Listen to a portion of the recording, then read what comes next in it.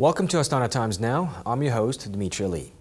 In this broadcast, we will review the Organization for Economic Cooperation and Development's efforts to strengthen its relationships within Central Asia, the Eurasian Economic Union's trade expansions, and explore what attracted one of Serbia's largest companies to the Almaty region, among other stories. Let's get started. Kazakhstan and the Organization for Economic Cooperation and Development, the OECD, have been working together since 2015. And the OECD recently held its first forum in the Almaty region. The OECD Eurasia Week 2017 forum is part of an OECD effort to deepen relationships with Central Asia. OECD is planning to launch a multinational project to link the trade routes of Eurasian countries to a single transport and logistics system. Kazakh Prime Minister Bakujan Sagintayev told the forum in Kazakhstan's commercial capital that Kazakhstan has approved plans to implement the OECD's economic standards. Kazakhstan intends to expand its partnership to reform and implement the OECD's advanced economic standards in accordance with the country's program of cooperation between Kazakhstan and OECD. The government has approved a national roadmap for the implementation of OECD recommendations this year. Approximately 850 companies from 25 countries and more than 1,100 delegates attended the recent 10th Eurasian Economic Forum in Verona, Italy. The event was titled Greater Eurasia as a Driving Force in the Current International Geopolitical and Economic Context. More than 84 business leaders, public figures and government officials from across Europe and Eurasia spoke at the forum. The EU is the Eurasian Economic Union's largest trading partner, accounting for nearly half of the Eurasian Union's external trade. A Eurasian official noted Kazakhstan's key role in the region.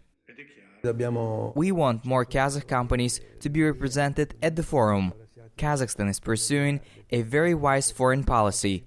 The country is not under sanctions and has a good reputation both politically and economically. We perceive your country as a powerful guide for the development of relations in Eurasia, thanks to its central geopolitical role. The Eurasian Economic Union, or EAEU, is also seeking to establish stronger economic cooperation with Latin America. The EAEU and the South American regional bloc, Mercosur, which includes Argentina, Brazil, Paraguay, and Uruguay, are in the process of drafting cooperation agreements. Cooperation talks began in 2014, and the sides have so far agreed on joint cooperation goals and to cooperate on agro-industrial, academic, and nuclear energy research. Brazilian economists recently addressed prospects for Kazakh-Latin American economic cooperation. Distance and different approaches are the main challenges, but they can be solved. I believe that we will be able to establish all the joint processes in the future, which will lead not only to the cooperation between the unions, but also between individual countries. One of Serbia's largest interior design and architecture companies, EJ Interiors, has opened an office in Almaty and recently announced plans to build hotels and hostels in the city. The company, which has offices in Abu Dhabi, London and Moscow, says Almaty's allowance of modular buildings significantly reduces construction time and provides seismic stability.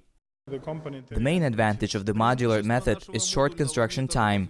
For instance, we're building a number of school buildings in the UK.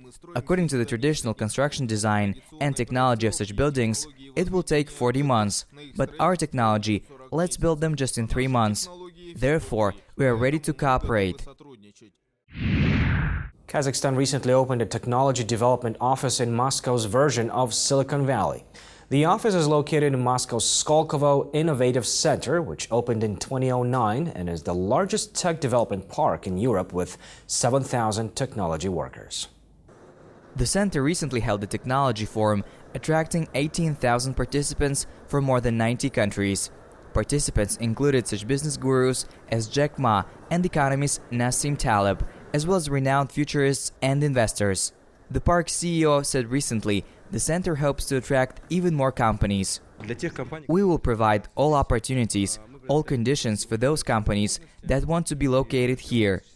We're waiting for them to become our residents. Such companies already exist. Today and in the near future, they will come here. The recent World Bank and International Monetary Fund boards of governors meeting focused on developing the global One Belt, One Road initiative. This initiative would help economically bridge East and West along the Great Silk Road through Eurasia. World Bank Group President Jim Young Kim has said the project will unite economic efforts along the Great Silk Road. Kazakh officials say the One Belt, One Road initiative would decrease trade costs, increase competitiveness, and improve the region's transit and transport infrastructure. The One Belt, One Road is one of the important initiatives to ensure Kazakhstan's sustainable economic development. If you look at the map, you will see the Great Silk Road on the territory of Kazakhstan. President of China, Xi Jinping, presented this initiative in Astana in 2015 as the new Silk Road and economic belt. Since then, Kazakhstan has taken several important steps. For example, Kazakhstan initiated a new infrastructure development program. It is important to use the transit potential as much as we can. We're finishing Kazakhstan's part of the Western Europe-Western China International Transit Corridor. A brother and sister from Karaganda, Janibek and Farida Gabasovs, have brought Kazakh food to the center of New York City. They called their restaurant Siblings to highlight its coziness and emphasis on family. They came up with the idea to open their own restaurant during their university years in the United States. The siblings often told their American friends about Kazakhstan, its history, culture, and traditions, as well as its national cuisine based on traditional recipes. In America, everyone is trying to open a restaurant with a national cuisine, like Chinese, Turkish, etc. Kazakhstan can also make its cuisine a discovery for other countries. Why not? There is a number of Uzbek restaurants in Brooklyn, but not a single Kazakh restaurant in America. To be honest, we didn't know that we would be the first Kazakhs to be in this sphere. We didn't pursue such a goal.